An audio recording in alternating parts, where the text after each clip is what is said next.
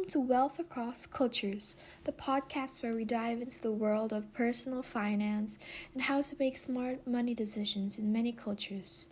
I'm your host, and today we're joined by an expert, Nora Tran, a financial planner from Vietnam, to help us break down some key strategies for managing money in Vietnam.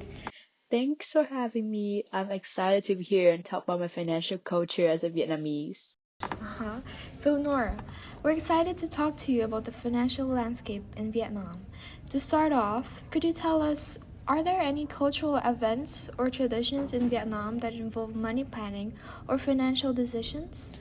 Ooh, well, there are so many occasions that involve money planning, like weddings, Lunar New Year, or in Vietnam we call it Tết holiday.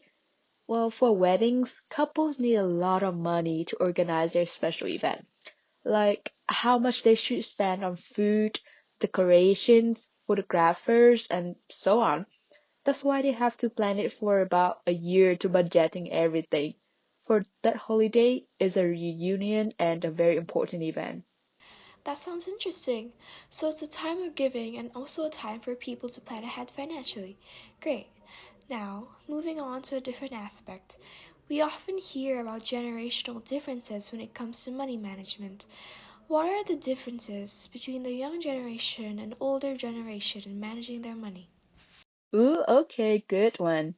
So, the generation gap creates many differences when it comes to financial management. Older people tend to avoid having debts and loans because they think those are risky decisions, while younger people use credits and loans a lot, but not all of them can manage them. Another one is investment. Older generations love to invest through real estate, long-term bank savings, or saving gold. Wait, gold saving? That's new to me. Yeah, right? Imagine your safe deals full of gold rings. Feel like a Richie. My parents have them and are still safe, and I find it interesting to save gold, although I don't really know how it works.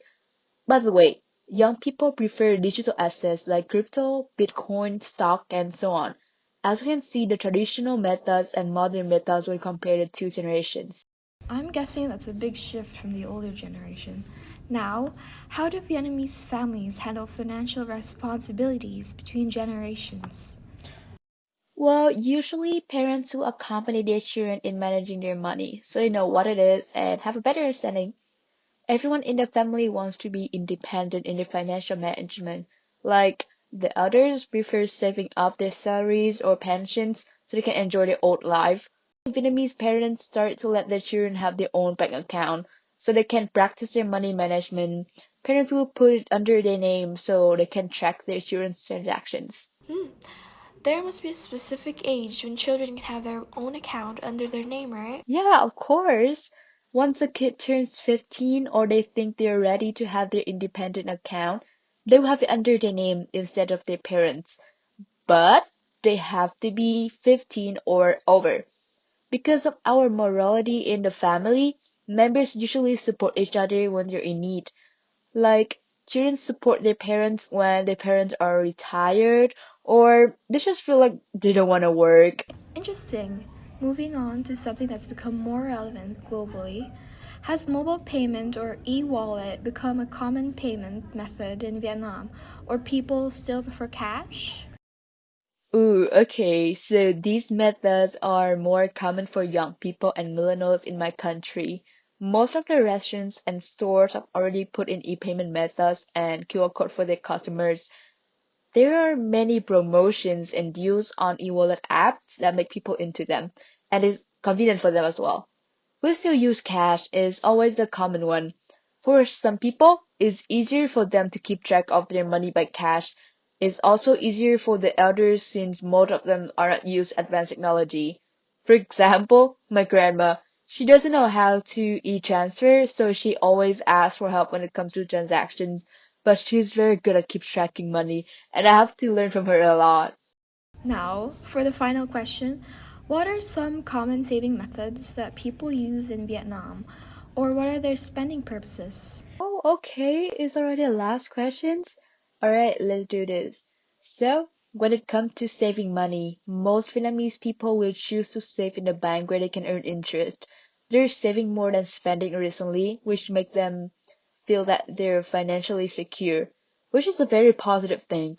Like what I said before, some people save by buying gold and selling their golds when the prices of gold increase.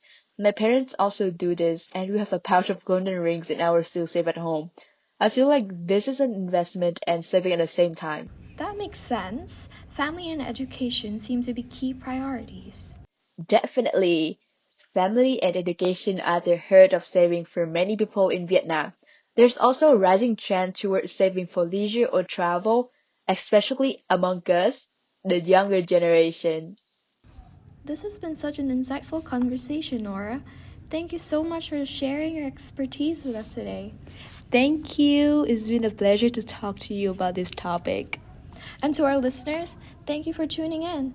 Be sure to subscribe and join us for more episodes on Wealth Across Cultures. Until next time.